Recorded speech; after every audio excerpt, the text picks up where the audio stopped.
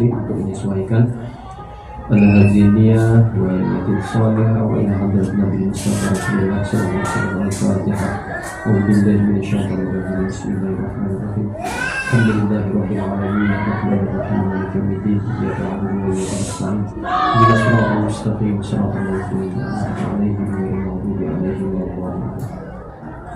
Amin ya Allah ya rabbal alamin. Alhamdulillahi rabbil alamin hamdan hamidin hamdan na'imin hamdan yuwaffi ni'amahu wa yukafi mazidah. Rabbana lakal hamdu kama yanbaghi li jalali wajhikal karim wa 'azimi sultanika. Allahumma ighfir lana ya Allah dhunubana wa liwalidina wa hamdina wa rabbana asrar wa li jami'il mu'minina wal mu'minat wal muslimina wal muslimat bi rahmatika ya arhamar rahimin. Allahumma nawwir qulubana ya Allah bi nuril hidayah kama nawwartas samawati wal arda abadan abadan bi rahmatika ya arhamar rahimin. Allahumma inna nas'aluka ridhaka wal jannah wa na'udzubika min sakhatika wal nar. Allahumma inna nas'aluka al-huda wal tuqa wal afwaqa wal ghina.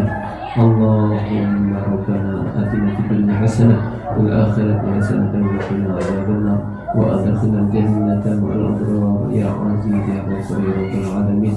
Rabbana atina fid dunya hasanah wa fil akhirati hasanah wa qina adzaban nar.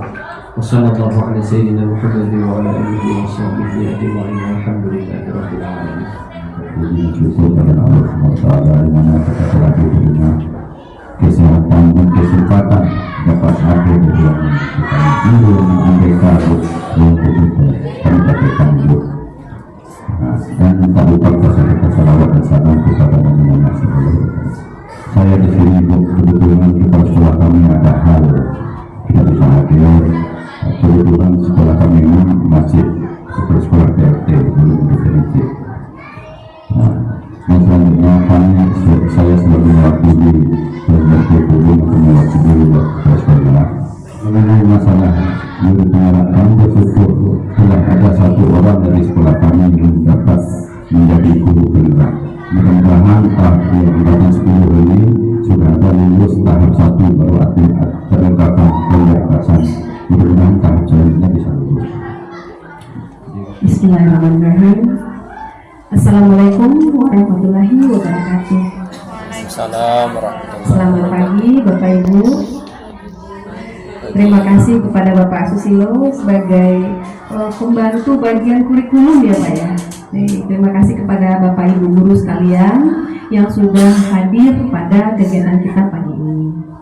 Nah Bapak Ibu, pada pagi ini kita akan berdiskusi tentang visi atau cita-cita sekolah kita untuk masa yang akan datang, Bapak Ibu. Dan kemudian kita akan berdiskusi untuk membuat inisiatif gagasan perubahan apa yang bisa kita lakukan supaya visi sekolah kita tersebut terwujud menjadi kebiasaan atau program-program yang dapat menampung minat, bakat, keinginan anak kita di sekolah. Adapun susunan acara kita Bapak Ibu, suatu visi dari jawaban Bapak dan Ibu dari ke-6 pertanyaan dan kesempatan kepada Bapak Ibu untuk mengisinya. Terima kasih.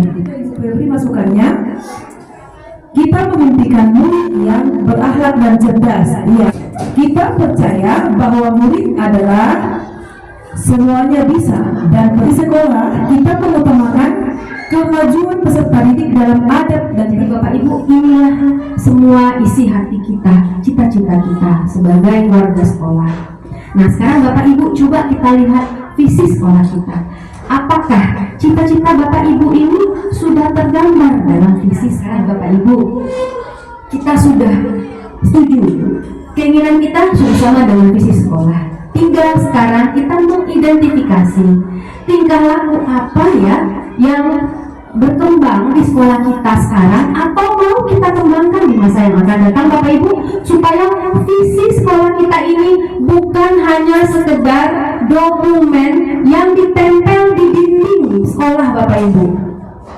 Fungsi visi adalah sebagai haluan bagi kita untuk menjalankan kegiatan kita sehari-hari, mencetak anak yang mau seperti apa, kemudian kita mau melakukan pendekatan menangani anak seperti apa, harus sesuai dengan visi sekolah kita Bapak Ibu. Nah sekarang coba kita identifikasi Bapak Ibu, kira-kira perilaku apa yang mau kita kembangkan di sekolah atau sudah berkembang tapi ingin kita tingkatkan Bapak Ibu kira-kira. Nah silakan Bapak Ibu. Kita guru ini kelemahannya belum ada memindahkan anak-anak yang berprestasi, yang berakhlak baik. Karena selama ini gitu belum bisa kita mempindahkan. Kalau dengan adanya mungkin kegiatan kayak gini bisa kita pindahkan baru.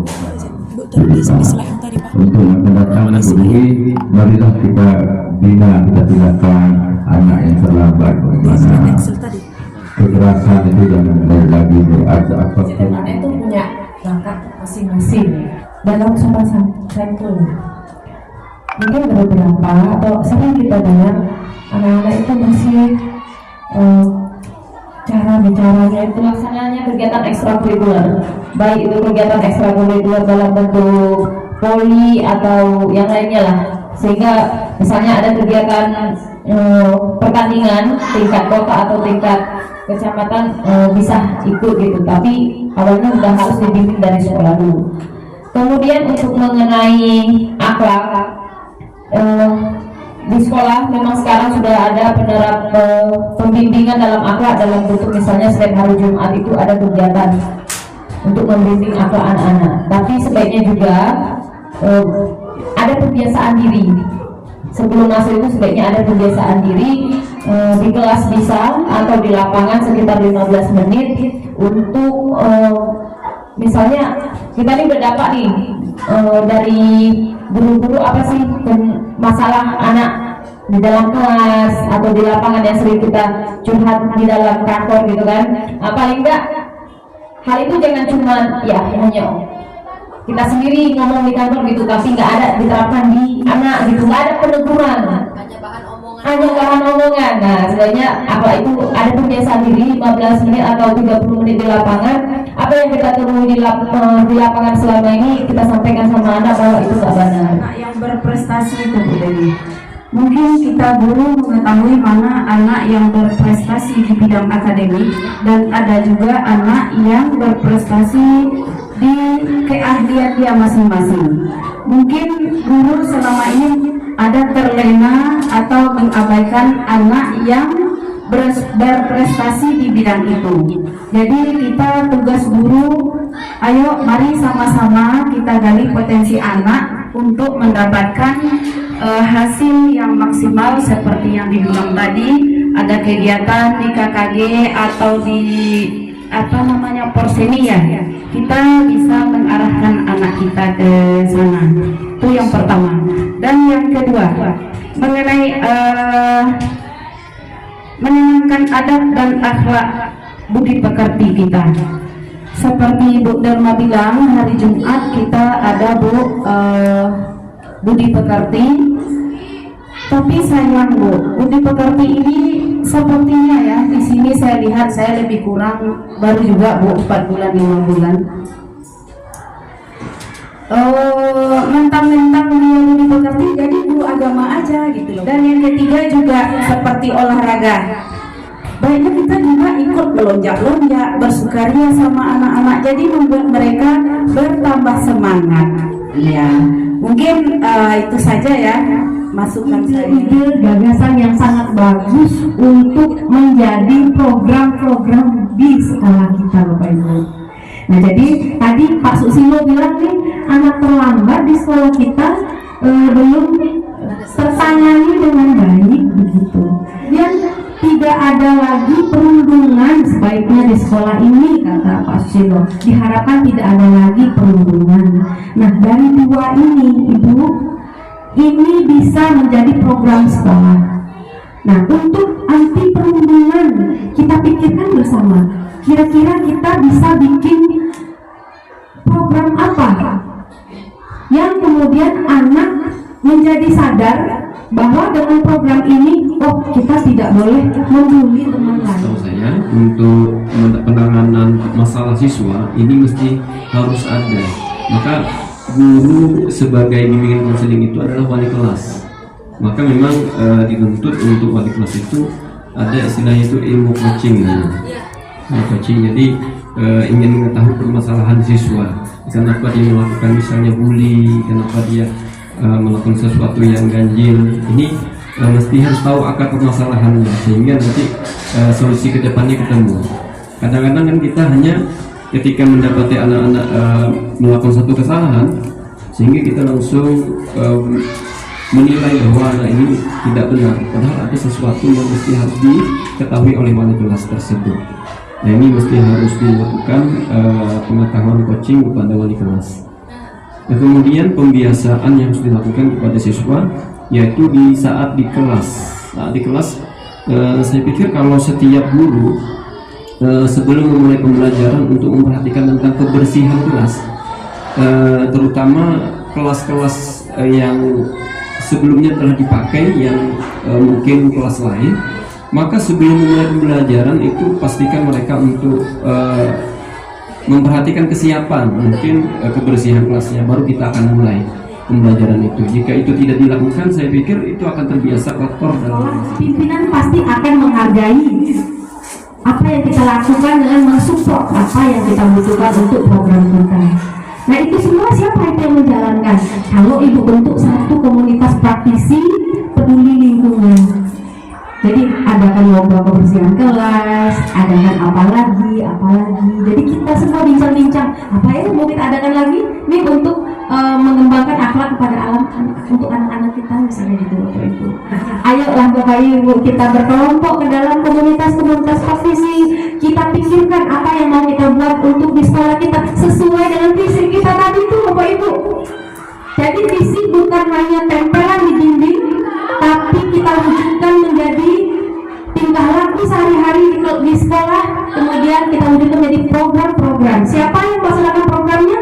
Komunitas praktisi yang anggotanya kita semua Bapak Ibu. Nggak usah banyak-banyak, siapa yang peduli saja. Karena kalau banyak-banyak nggak peduli, itu komunitas akan diam, percuma aja Bapak Ibu. Nah itu. Terus bagaimana cara melaksanakannya? Bu Dwi paham betul dengan Bagja. Nah ini Bu, Bapak Ibu, Bagja. Kita mau bikin program, ada panduannya Bapak Ibu, apa yang mau kita buat. Satu, buat dulu pertanyaan Bapak Ibu, apa yang kita punya di sekolah ini. Kita bikin program berbasis aset yang sudah ada di sekolah kita. Aset kita apa saja? Sarana prasarana itu aset, gedung itu aset, guru itu aset, murid itu aset, orang tua itu aset, masyarakat sekitar itu aset. Nah, pertanyaan Bapak Ibu, sesudah kita buat pertanyaan, maka langkah kedua adalah ambil pelajaran ini yang ATM Bapak Ibu. Oh, di SD itu laksanakan kelas kita, sekolah kita ini kotor sekali, anak-anak belum sadar kebersihan. Bagaimana ya caranya supaya anak tanpa diperintah langsung ambil? Mungkin Bapak Ibu punya rekan di sekolah lain mendengar ada satu program yang mereka lakukan, apa? Itu ambil pelajaran dari mereka Bapak Ibu. Apa yang sudah baik yang kita lakukan pada PI 2 ini? Iya, terima kasih Bu. Yang sudah baik yang saya lihat dari pendampingan individu 2 ini luar biasa Bu ya. Hasil keantusiasan kawan-kawan mengikuti pendampingan individu 2 ini, Ya. di mana mereka juga ternyata tertarik seperti apa sih yang akan dilaksanakan setelah mereka mengisi kelima rukun tadi.